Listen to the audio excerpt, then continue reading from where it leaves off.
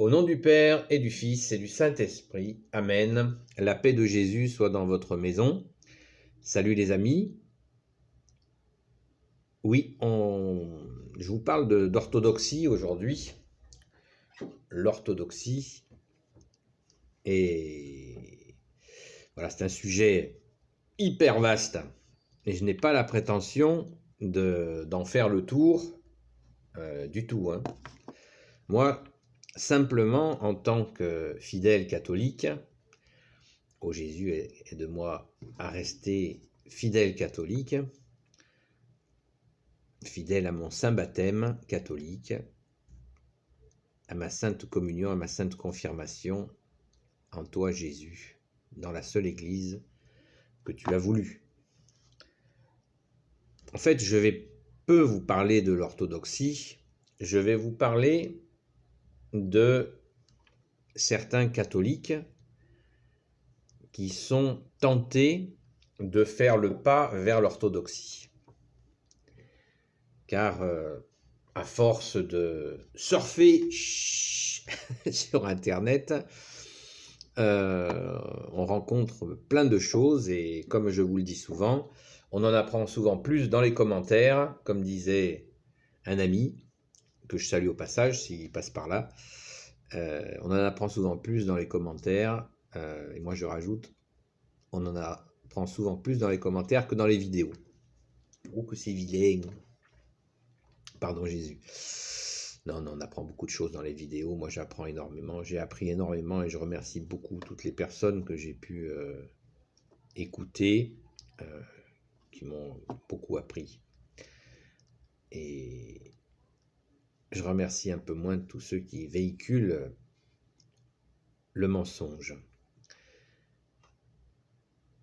Bien-aimé Jésus, tu es le roi de gloire, le Dieu de nos vies. Sans toi, Jésus, nous ne pouvons rien. C'est toi qui l'as dit et c'est la vérité. Donc, il y a chez certains catholiques une envie de passer à l'orthodoxie, voyant comment se passent les choses dans l'Église, la Sainte Église catholique. C'est on pourrait presque dire une tentation, quoi. C'est assez mystérieux.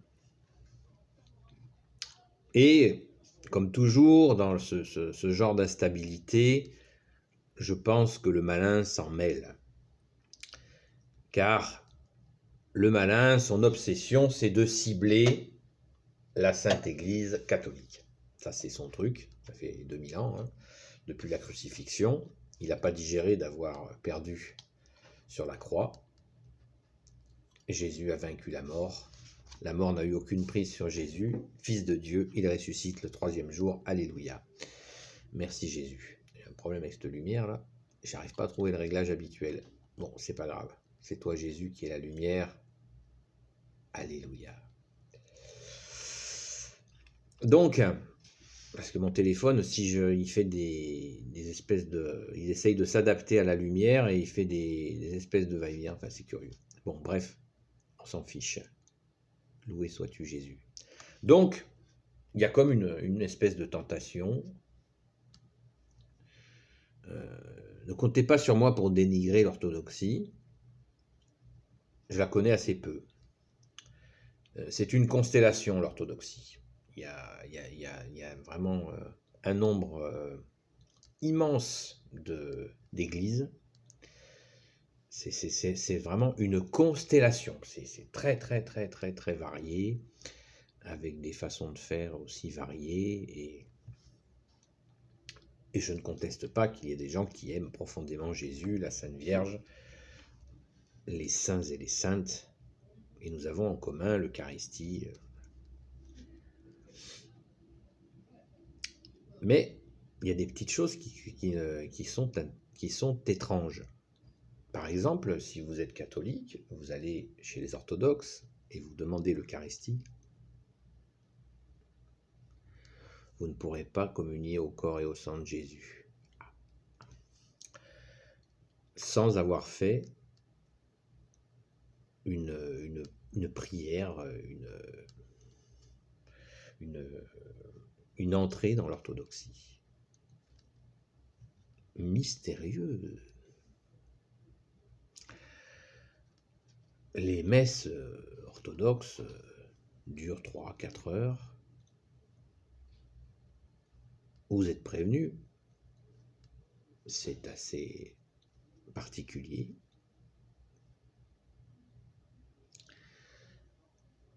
Je le répète, personnellement, je considère qu'il n'y a pas d'autre église que la Sainte Église catholique. J'ai aucun état d'âme là-dessus, c'est clair, c'est net.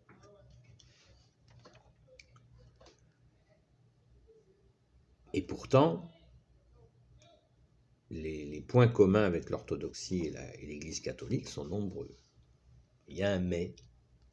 Et le mais, c'est Jésus qui le met. Jésus a voulu une seule Église. Comme le dit le Credo, je crois en l'Église, une sainte catholique et apostolique. Je reconnais un seul baptême pour le pardon des péchés. J'attends la résurrection des morts et la vie du monde à venir. Amen, alléluia. Donc, ça me paraît impensable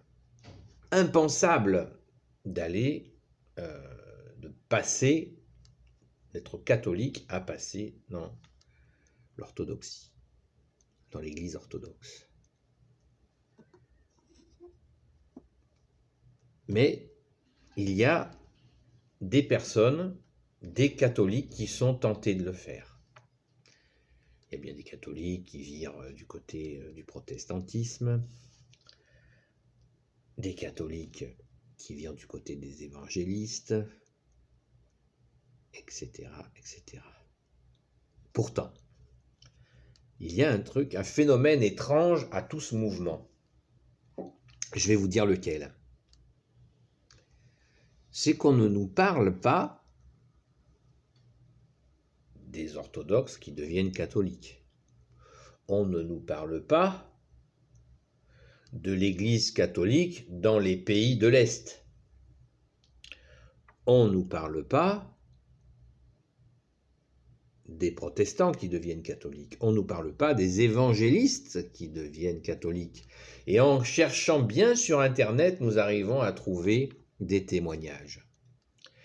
Et comme pour les témoins de Jéhovah, je ne fais pas de comparaison, mais il suffit, il ne faut pas écouter des gens qui parlent des témoins de Jéhovah, des gens qui sont dedans.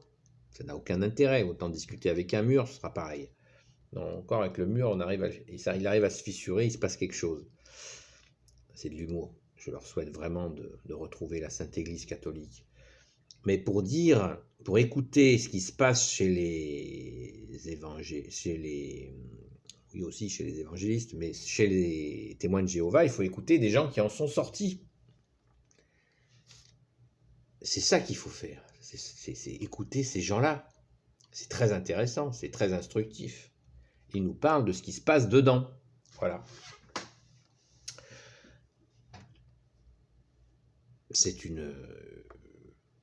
On entend parler de journalisme, des journalistes on n'en voit pas parce que les vrais journalistes n'ont pas accès à la télévision. Si vous n'étiez pas au courant, les journalistes n'ont pas accès à la télévision, les vrais. Ni à la radio, ni à ce que vous voulez. Ce ne sont pas des journalistes.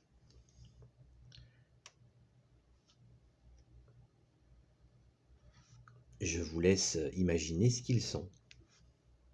Voilà. Non, je ne vais pas aller me confesser.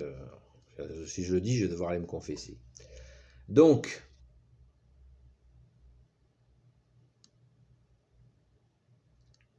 des gens qui sont passés par là peuvent vous dire des choses. Voilà, de ce qui se passe. Il suffit de chercher. Jésus a dit, qui cherche trouve. La Sainte Église catholique est remplie de pécheurs, mais elle a aussi son cortège de saints et de saintes. Merci Jésus par ta grâce. Ne l'oublions jamais. Il y a des difficultés, c'est normal, puisque c'est une église humaine qui est dirigée par Jésus lui-même, qui est la tête de l'église, mais c'est une église qui est qui se maintient depuis 2000 ans. L'orthodoxie est récente, les amis. Hein? C'est assez récent. Il faut bien... Certains regardent l'orthodoxie en disant « Oui, c'est là que c'est profond, etc. » Oui, mais c'est tellement profond que ça n'existait pas. Voilà, vous voyez, il faut revenir à des choses simples comme ça. Il faut réaliser. Et oui, l'orthodoxie est récente. Quand on regarde 2000 ans d'histoire, elle est récente. Je vous laisse deviner la date. Mais je ne vous le dis pas pour que justement vous cogitiez un petit peu de comprendre le mécanisme de l'herbe est toujours plus verte ailleurs. Et on s'aperçoit souvent trop tard quand on s'est planté. Voilà, moi j'ai fait comme ça. Hein. J'ai été ici ou là. Et Jésus, tu m'as donné ton pardon. Alléluia, merci Jésus. Et après, c'est le retour de l'enfant prodigue. Voilà, quand on va partout, et bien effectivement, on prend des risques de se vautrer grave, comme diraient les jeunes. L'orthodoxie est récente, les amis. Le protestantisme est hyper récent. Les évangélistes sont très récents. Ils vous font une petite histoire sur leur papier glacé, là, pour raconter qu'ils existaient déjà. Voilà. Tout ça, c'est récent. Voilà, même sans parler de ce qu'ils font, ce qu'ils ne font pas, etc. C'est récent. Nous sommes les racines de la chrétienté en Jésus-Christ qui a bâti sa sainte Église sur son apôtre Paul. Tu es cette pierre, et sur cette pierre je bâtirai mon Église, a dit Jésus à Saint Pierre. Voilà. Saint Pierre qui était aussi aux côtés avec Saint Jean avec lui. N'oublions pas, Pierre et Saint Jean ont marché ensemble.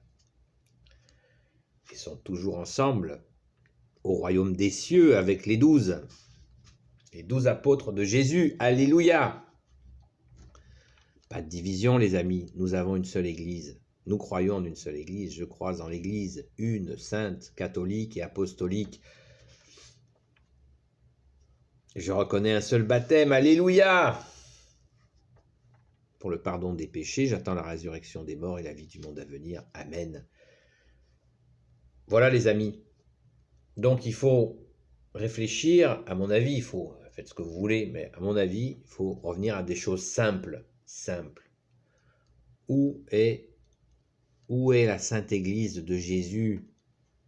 C'est la Sainte Église catholique. Dès le commencement, elle est catholique, elle est universelle. Elle est Église qui veut dire rassemblement universel. Jésus l'a voulu ainsi. Les œuvres, les amis, les œuvres. Vous avez vu les œuvres de l'Église? Les saints, les miracles, les docteurs de l'Église, les gens qui ont tout abandonné pour aller nourrir les pauvres, les affamés. C'est ça l'Église catholique. Ces monastères qui prient, la nuit, le jour, qui prient. Les églises, les cathédrales, les bâtisseurs, soutenus par leur famille, guidés par Jésus, le vrai Dieu, avec son Père et l'Esprit Saint. C'est ça la Sainte Église catholique. Ah, bien sûr que certains aiment noircir, sortir ce qui ne va pas, des erreurs de certains, ce ne sont pas les erreurs de Jésus. Jésus ne fait pas d'erreur, il est parfait, comme son Père et l'Esprit Saint. Mais de noircir le tableau, comme on dit, ne sert à rien, parce que c'est faux. Nous ne pouvons pas, nous humains, on peut essayer, mais ça ne sert à rien, de faire le bilan de la Sainte Église catholique. à savoir s'il est positif ou négatif. Il est infiniment lumineux et positif, puisque la tête, c'est le bon Dieu, c'est Jésus avec son Père et l'Esprit Saint. C'est ça la Sainte Église catholique. On ne peut pas la regarder avec des yeux de païens, des yeux de comptables, des yeux de procureurs de la République. On ne peut pas. On ne peut pas regarder l'Église sainte de Jésus comme cela. La Sainte Église catholique, on ne peut pas l'appréhender de cette manière-là, tout simplement parce que c'est faux. C'est faux. Même si l'apparence dans certains endroits est difficile, et puis, vous croyez quoi? Moi, j'ai eu des difficultés, j'ai de temps en temps des difficultés dans la Sainte Église catholique, et alors? Vous n'avez pas de difficultés en famille? La famille, c'est toujours... Rappelez-vous le film, la vie est un long fleuve tranquille. Ben non, c'est pas un long fleuve tranquille. L'Église a vécu des crises et à chaque fois, elle est restée debout. En famille, on vit des crises et on est encore en famille.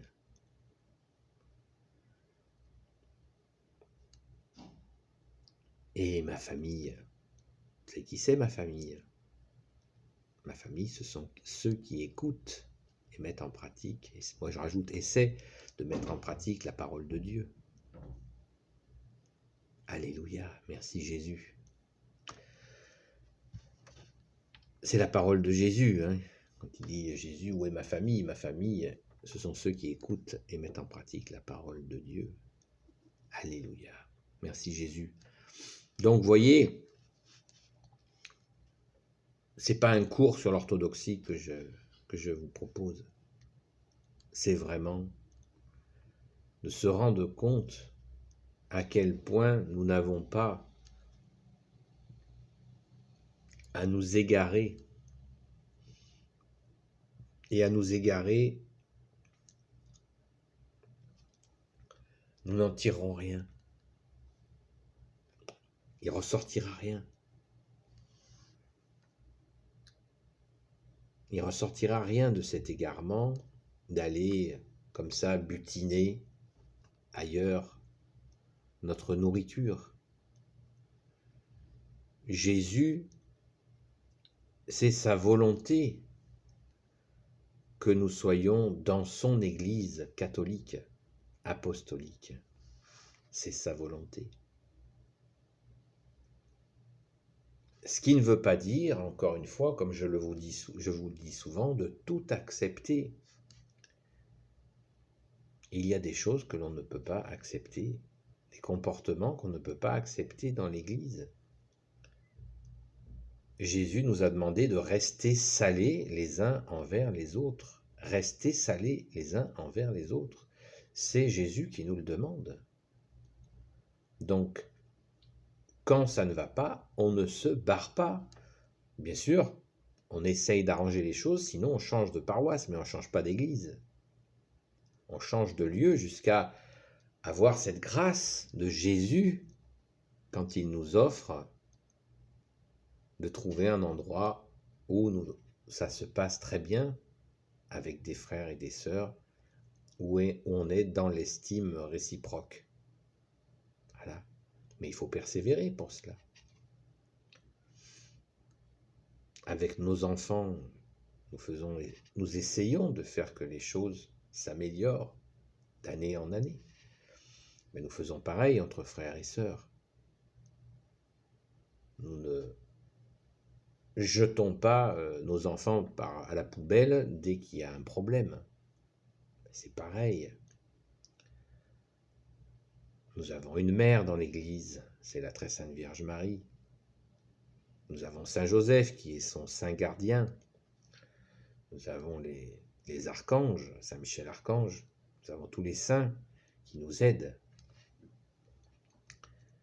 Et bien sûr, nous avons les prêtres avec qui nous essayons d'avoir les meilleures relations possibles, sans pour autant, encore une fois, tout accepter. S'il y a des choses qui ne vont pas, nous pouvons le dire. Et si ça s'améliore, tant mieux. Si ça ne s'améliore pas, on peut aller ailleurs. Nous sommes libres par la grâce de Jésus. Alléluia. Voilà les amis, donc,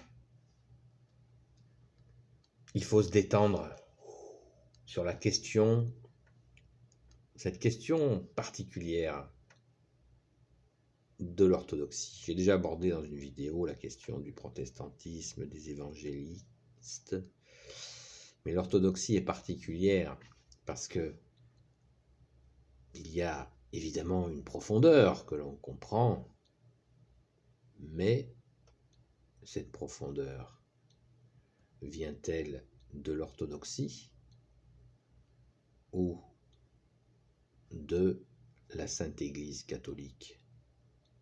Posez-vous la question, puisque l'orthodoxie est récente. Vous avez la réponse. Béni soit le Père, le Fils et le Saint-Esprit. Amen. Ô Jésus, toi qui peux tout et qui portes tout, toi le Sauveur, toi l'Emmanuel, je te confie toutes celles et ceux qui regarderont cette vidéo, ainsi que leurs proches, selon ta sainte volonté. Saint Joseph, toi le juste et le saint, toi le sage, toi la terreur des démons, toi le saint gardien de la Sainte Église catholique, Sainte Marie-Madeleine, notre chère sainte patronne, et vous tous les saints et saintes amis de Jésus, Saint Michel Archange qui est comme Dieu, Saint Gabriel Archange, Saint Raphaël Archange et tes anges guérisseurs, et vous tous les anges qui servez Jésus, je vous confie toutes celles et ceux qui regarderont cette vidéo, ainsi que leurs proches, selon la sainte volonté de Jésus, notre seul Sauveur, seul Rédempteur, seul Messie pour l'éternité. Amen. Merci Jésus. Alléluia. Bonne journée les amis. La paix de Jésus soit dans votre maison. À bientôt.